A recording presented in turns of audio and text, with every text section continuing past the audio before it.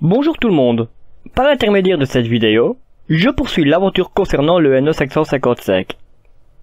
Dans l'épisode précédent, je vous ai présenté ce circuit intégré dans son mode de fonctionnement en monostable. Nous y avons vu que la sortie du monostable matérialisée par une LED n'est stable qu'à l'état bas. Ainsi, nous avons pu constater que la sortie n'est active que pendant une durée déterminée par les valeurs de la résistance R et du condensateur C. Aujourd'hui, je vous propose qu'on découvre ensemble le NE555 dans son mode de fonctionnement en bistable.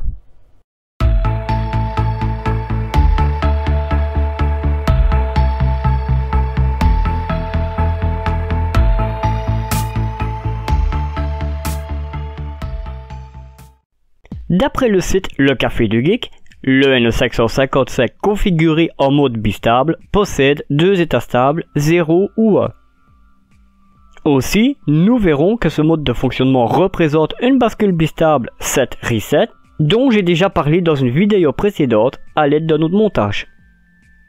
Le passage d'un état à l'autre est effectué que par une action extérieure, par exemple en appuyant sur un bouton poussoir. Les deux états sont déterminés par deux actions. Premièrement, un front descendant sur la broche 4 soit reset applique sur la sortie un niveau logique bas. Et deuxièmement, un front descendant sur la broche 2 soit 7 applique sur la sortie un niveau logique haut. Dans cette configuration, il n'y a pas de condensateur de temporisation. Avant d'observer la réalisation pratique du NE555 en mode bistable sur une platine d'expérimentation, voici le schéma de cette platine, réalisé avec le logiciel FreeSync. Ce schéma représente l'implantation des composants et le câblage. J'alimente le montage avec une tension de 9 volts. En sortie du NE555, soit sa broche 3, j'ai rajouté une LED protégée par une résistance de limitation. La couleur des fils utilisés dans ce schéma a été choisie de façon à ce que le rouge correspond à la tension d'alimentation positive ou le plus, le noir est le négatif ou le moins, et les couleurs bleues, jaunes et vertes sont des liaisons entre chaque élément du montage. Voyons à présent ce schéma mis en pratique sur une platine d'essai. Sur la breadboard, nous retrouvons notre NE555, notre condensateur de découplage, notre LED et sa résistance de limitation et nos boutons poussoirs servant à activer et désactiver le NE555. Nous retrouvons également l'alimentation positive, soit le 9 volts en rouge, et la masse de l'alimentation ou le 0 volt en noir. Lors de la mise sous tension, nous observons que la LED est éteinte. En appuyant sur le bouton poussoir de gauche, nous créons une pulsion à l'état bas sur la broche 2, soit trigger du NE555, et la LED s'allume. En appuyant à nouveau sur ce bouton poussoir, la sortie ne change pas d'état et la LED reste allumée.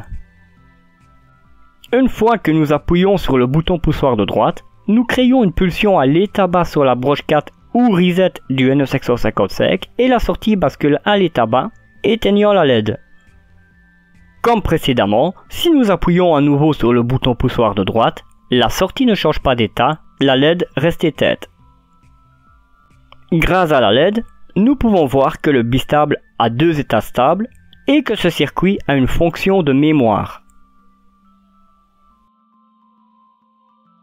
Voyons à l'aide de l'oscilloscope la forme des signaux parcourant ce circuit.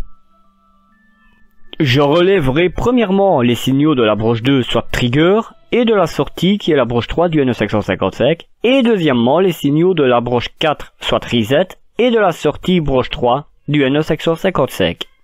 Commençons donc par les signaux de la broche 2 et de la sortie du NE555. Le commun des deux sondes, qui est le fil noir, est relié à la masse. J'utilise une sonde pour relever le signal au niveau de la broche 2, soit trigger du NE555, qui est le signal bleu, et une autre sonde relève le signal de sortie, qui est le signal jaune. On voit apparaître les signaux sur l'oscilloscope dès que l'on active la bascule du NE555 en appuyant sur le bouton poussoir de gauche. Voyons plus en détail les signaux affichés à l'oscilloscope.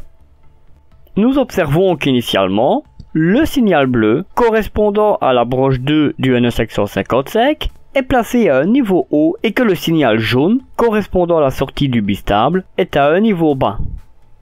En appliquant un front descendant sur la broche 2 du N section 55, la sortie bascule à l'état haut.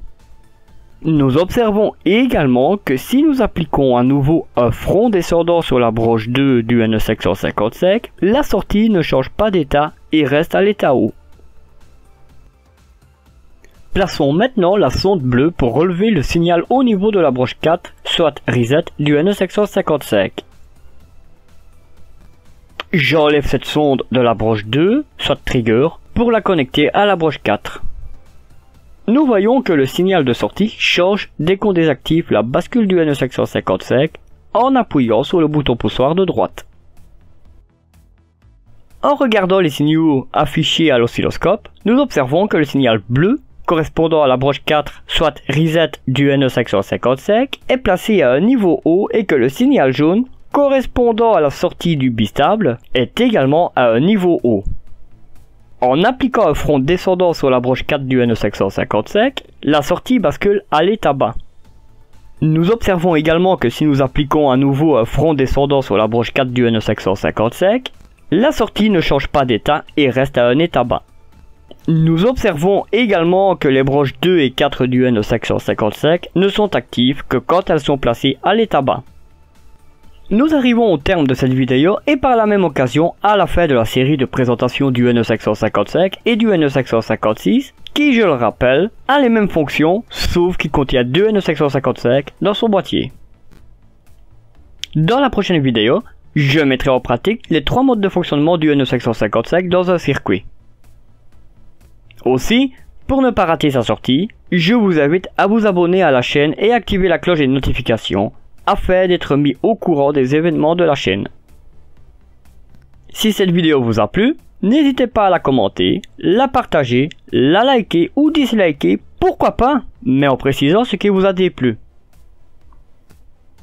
Je tiens à votre attention sur le fait que vous trouverez en description les sources dans le lien Google Drive lié au script de cette vidéo ainsi qu'au schéma.